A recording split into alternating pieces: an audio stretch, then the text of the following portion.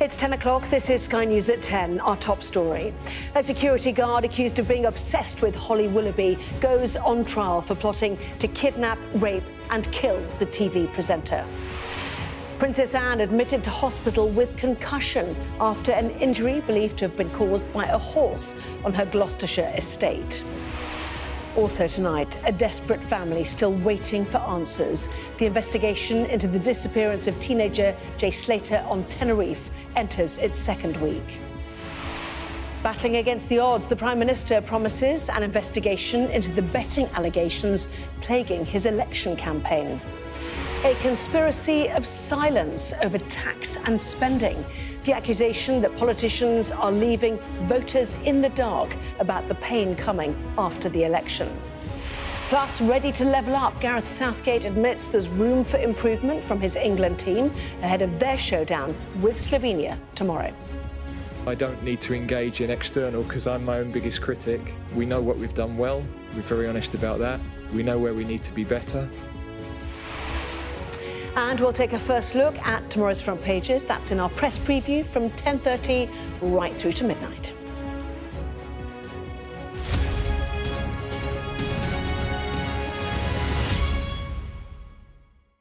Hello there, good evening. A court has heard shocking details of an alleged plot to kidnap, rape and murder TV presenter Holly Willoughby. Security guard Gavin Plum, who is 37, was accused by the prosecution of being obsessed with the former This Morning presenter, with evidence presented of a plan to use what was called a kidnap kit to drug and then kill her.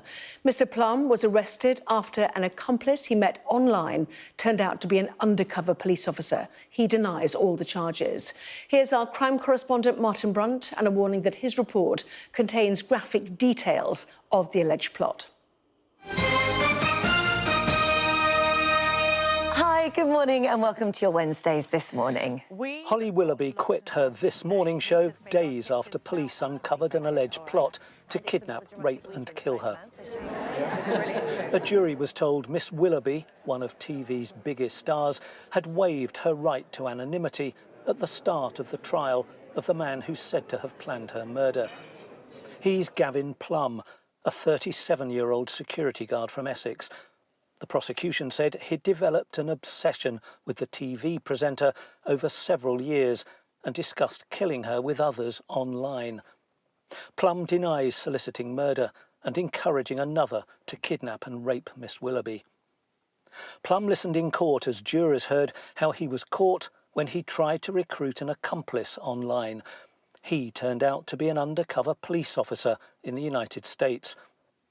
Plum allegedly planned to break into Miss Willoughby's home, knock her out with chloroform, kidnap and rape her, and then cut her throat. Prosecutor Alison Morgan, KC, said it was not just the ramblings of a fantasist. Because the defendant's planning was interrupted, he never got to the point of actually attacking Miss Willoughby or get to her address with the equipment he had purchased to carry out the attack.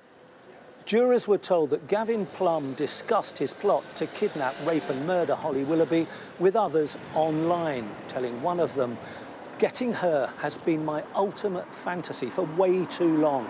Fantasy isn't enough anymore. I want the real thing." At his home, police allegedly found rope, handcuffs, shackles and metal cable ties. Plum, said the prosecutor, had real-life experience of violence towards women. He'd twice been convicted, she said, after trying to abduct women on a train and tying up a teenage girl he worked with. Miss Willoughby is not expected to give evidence during the trial.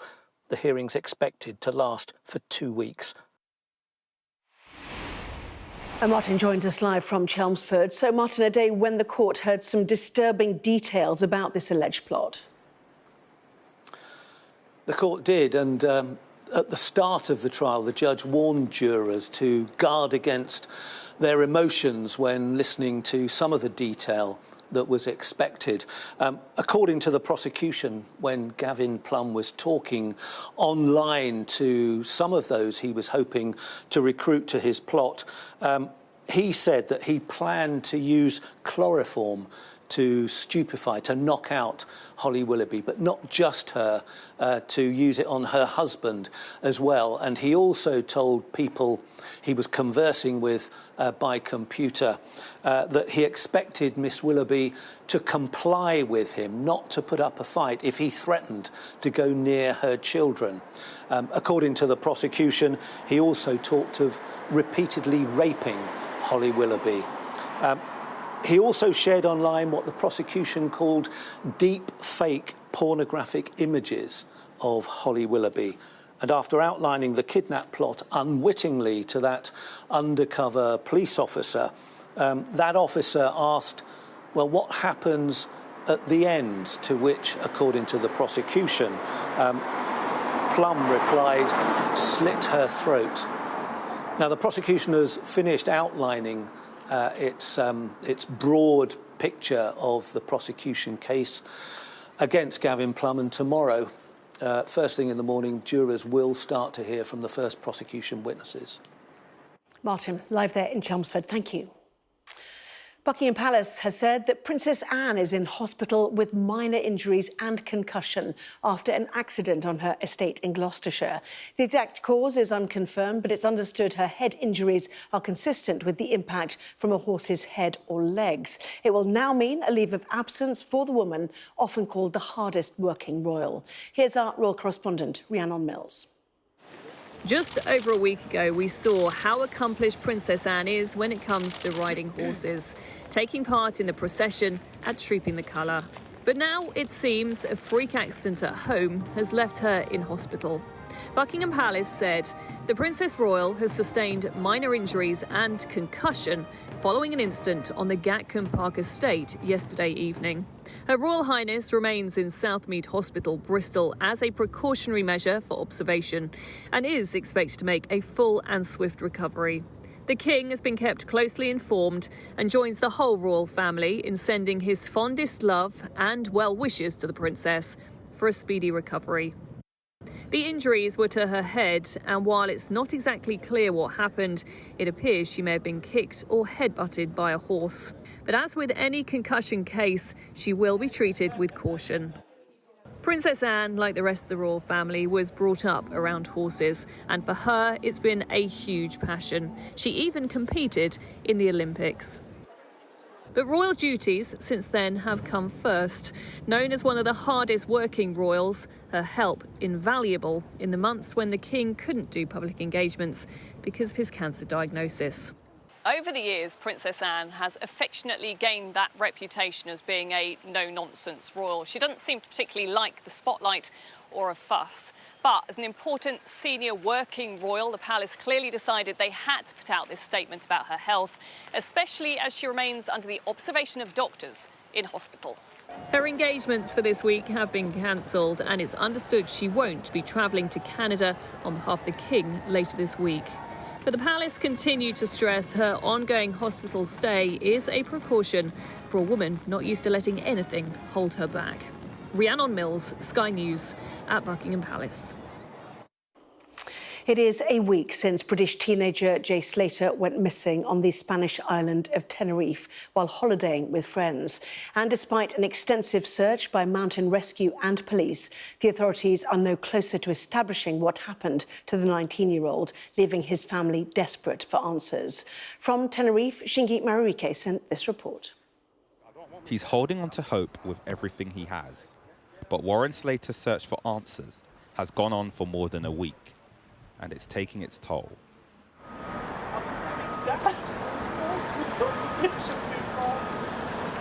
In the town of Santiago del Tido, on the outskirts of the national park where his son went missing, Warren and a group of Jay Slater's friends think he was spotted. So they've taken matters into their own hands, leaving a trail of posters here, asking anyone with information to come forward. The teenager was in Tenerife for his first holiday abroad. He'd been at a music festival on Sunday night, before he travelled to a villa with two men, disappearing hours later. Jay's family say they reported a possible sighting of him on CCTV walking through this square, but that would have been a difficult journey of about 7 kilometres from the search area to this town. Jay's family say this still is taken from the footage in question, but it's yet to be confirmed by the Spanish police. Today, officers were surveying the scene, but the search does seem to be scaling down. It's a case shrouded in speculation and interest. Paul has travelled here from the UK and says he's here to help. I heard on the internet that they needed help. I was following the story and I wasn't planning to come out, but as soon as I heard they needed help, that's when I came out. It's a search and rescue. The more people that are involved, the better it's going to be. There are still so many questions about what happened, why he came here, and most importantly, where Jay is now. Those who know and love him just want him back. Shingi Marike, Sky News, Tenerife.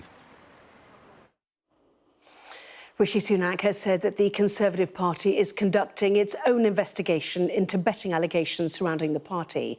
It is separate from a gambling commission probe into several bets placed on the date of the general election involving 4 Tory candidates and officials. Well, this evening, the Prime Minister and Keir Starmer faced another joint event hosted by the Sun newspaper, with Mr Sunak admitting he only got the job because of a mistake, a possible allusion to Liz Truss's short-lived residence in Downing Street. Here's our Deputy Political Editor, Sam Coates. It's not a great sign for a campaign when your own candidates start talking like this. 2 weeks out from the Olympics, and if we are competing against the Conservative Party, my teammates and I would be saying they are a shower of. That's not the message he wanted to kick off the last full week of this election. Rishi Sunak in Scotland trying to move on from the election betting scandal. Our country wants a clear plan and bold action. A promise of action, but he won't suspend candidates accused of placing bets on the date of the election, despite some calls from his own side. Instead, a new inquiry. It's important to remember that the Gambling Commission investigations are independent. I don't have the details of those. They don't obviously report to me. But what I can tell you is we have been in parallel conducting our own internal inquiries and will, of course, act on any relevant findings or information. Labour want the focus today to be on Tory decay. The slogan is about dentistry, but this whole story a gift for the opposition. The Conservatives announced today an internal inquiry into the betting scandal. Do you have any confidence in that?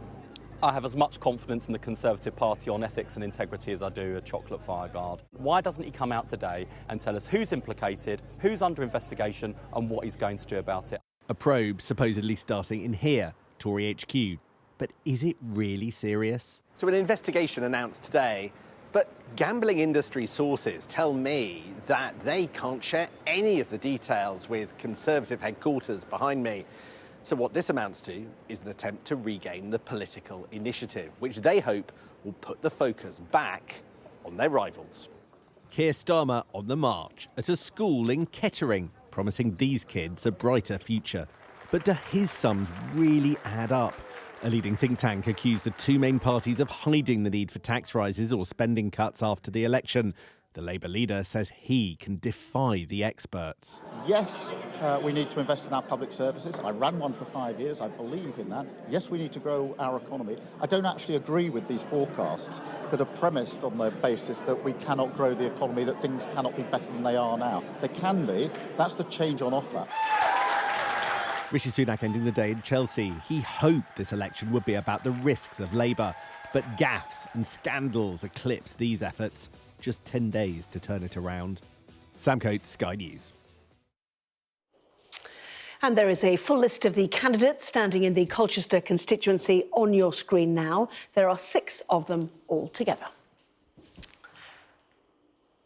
Well, as Sam mentioned in his report, the Institute for Fiscal Studies today condemned the conspiracy of silence from the 2 main parties on the difficult decisions that will have to be made after the election. The IFS's director, Paul Johnson, claimed that on July the 4th, we will be voting in a knowledge vacuum. But with both parties pledging to cut debt and resist higher taxes, it could be public services that again feel the brunt, as Paul Kelso explains.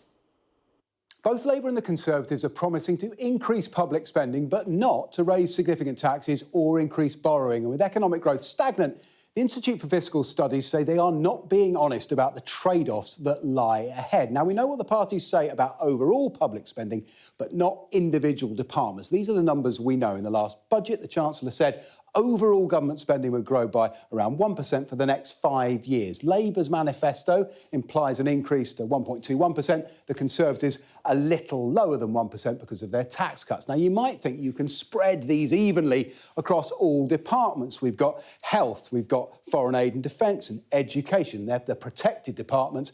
And then we've got everything else, the unprotected. But the clue is in the name. These are protected, which means they have more money committed. And that has implications for the rest of government spending. Let's start with health, the biggest of all. Both Conservatives and Labour promised some modest extra spending, £1 billion or £2 in their manifestos. But they've made a huge commitment to a workforce plan. It's going to cost around £50 billion. That will need 3.6% increase in health spending. Look what happens to the spending elsewhere in that big envelope as a result. For Labour, it's now flat, and the Conservatives' plans are now showing a real terms cut. We can do the same for defence. Both parties committed to raising defence spending. The Conservatives go a bit faster and further. There's a statutory commitment to foreign aid. We add these in. The spending cuts have got deeper. Labour and the Tories now well into negative territory. And education. Conservatives say they will protect spending per pupil, but because pupil numbers are actually falling, these are negative numbers, but the new childcare commitment's only worth £5 billion, but it breaks the chart. It's more than 30%.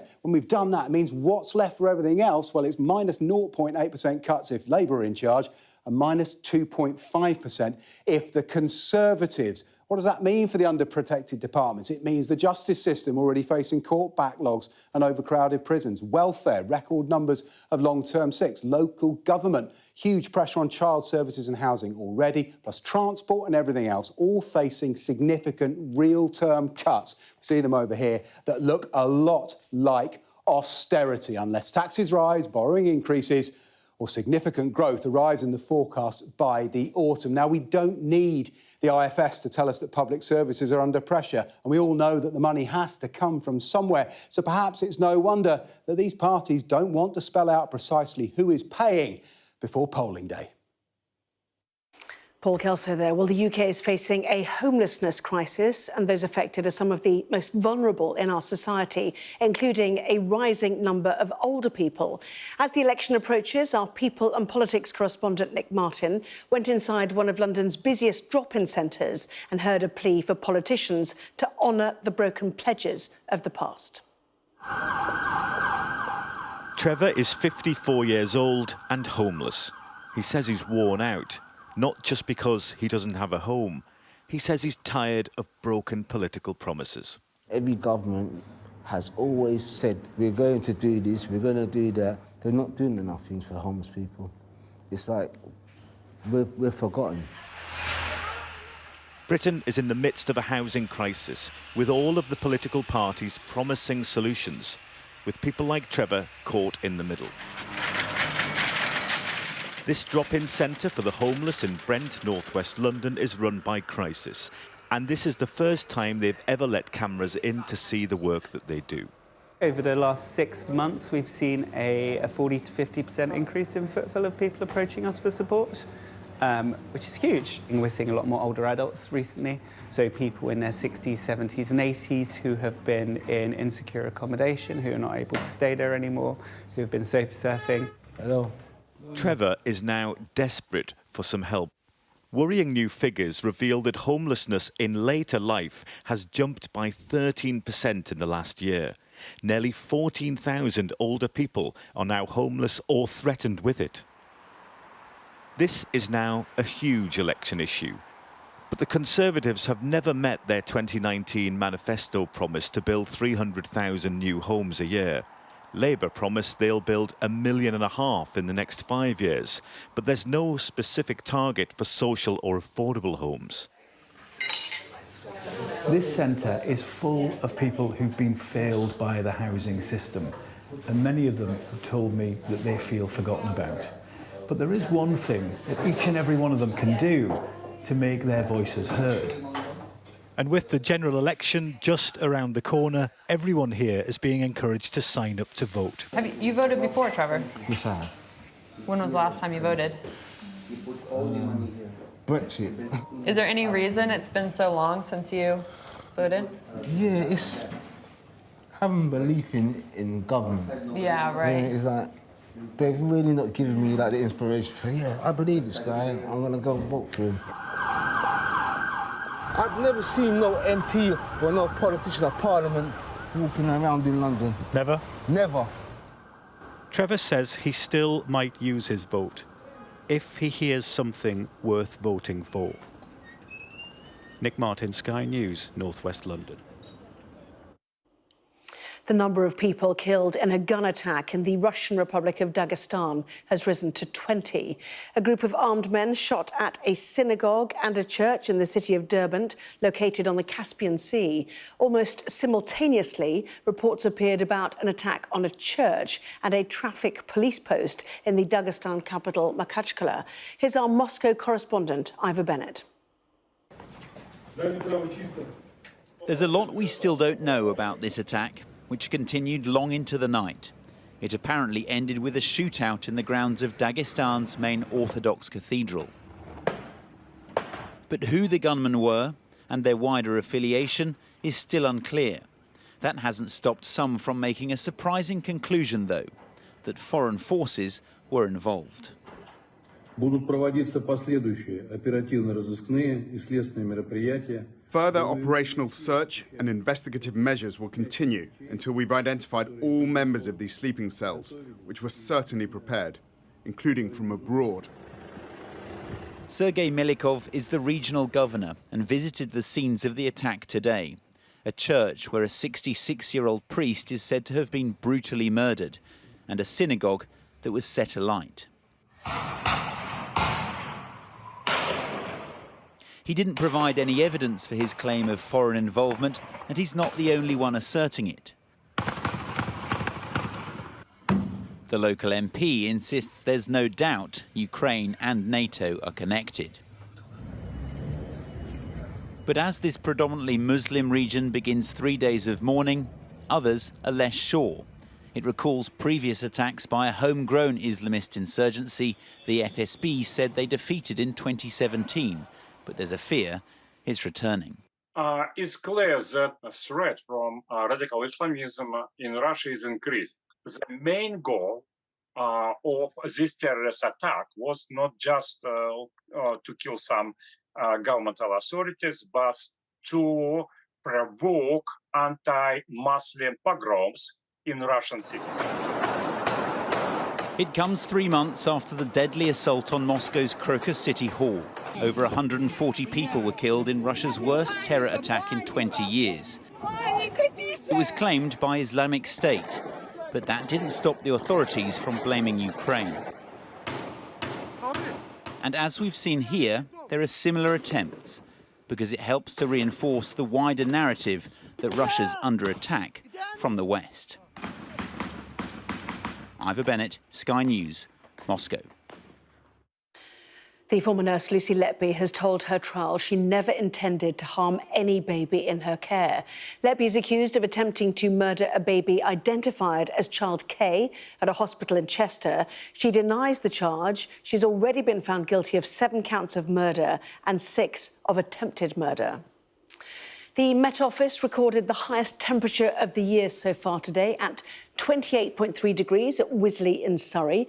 Temperatures are expected to rise to 31 degrees this week, and a health warning has been issued of a risk to people vulnerable to the heat.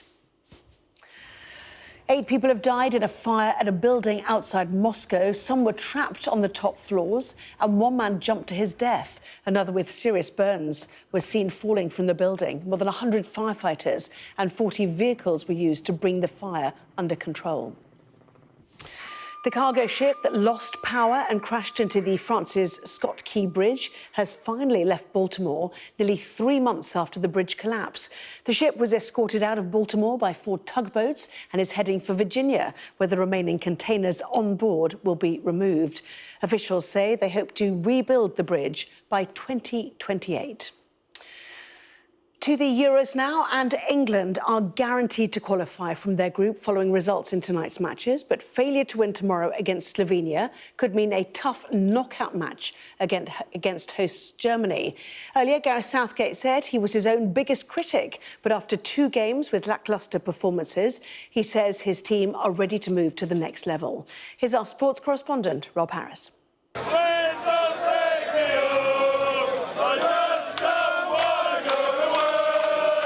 They're sure to be staying in Germany. Where England head from here at the Euros, the result against Slovenia will determine that. But the way England have been playing, a win is no certainty. And the Denmark draw still has Gareth Southgate on the defensive. We're a high-profile team with expectations, and we fully understand everything we do is going to be scrutinised. So I'm very comfortable living that life. But I don't need to engage in external because I'm my own biggest critic. We know what we've done well. We're very honest about that. We know where we need to be better. Southgate is concerned his players might not be fit enough. Now they're set to play in the hottest conditions so far at the tournament, the high 20s. Against a Slovenian side trying to qualify from a group for the first time at a tournament. They're going to come at us. They're going to want to win the game. They're going to want to shock the world. And tomorrow's a chance for us as a group to bounce back from the other night. England are unbeaten, with 4 points from their first 2 games. England were booed off the pitch against Denmark, but despite the performances being underwhelming, the fans are in good spirits here in Cologne ahead of the meeting with Slovenia, and the players know they need to raise their game and apply more pressure. The hope is Southgate can turn it around, but these fans are not convinced by his tactics. I think the game goes like Gareth's personality, very chilled, easygoing, but what he needs to do is give them a bit of an oomph and get going. That's what they need to do. They've got to get in and they've got to attack rather than hanging defend. back all the time. Yeah. So it's just getting a boring game. They need to up the. Come on. Yeah. If England don't go through as group winners, the route to the final becomes tougher, and the wait for football to come home could go on for the 3 Lions. Rob Harris, Sky News, Cologne. So England's place in the last 16 confirmed after a dramatic finish in Group B. A goal from Luka Modric looked to be sending Croatia through until the 98th minute of their game with Italy. The holders equalised through Mattia Zaccagni, a goal which moves Italy back up to second. Even worse for Croatia, Modric missed a penalty moments before he'd scored. Well, Spain finished top of the group after making it 3 wins out of 3, beating Albania. Ferran Torres' goal means England are guaranteed a place in the knockout stage as one of the best third-placed teams. Well, that was Sky News at 10. Coming up, we'll take a first look at tomorrow's newspapers in the press preview tonight, joined by Theo Usherwood, political journalist and broadcaster, and Kezia Dugdale, director of the John Smith Centre at the University of Glasgow. Among the stories we will be discussing, this on the front page of the Daily Mirror. Its headline, Guards plot to kidnap, rape and kill Holly. More on that and other stories too, back in a moment.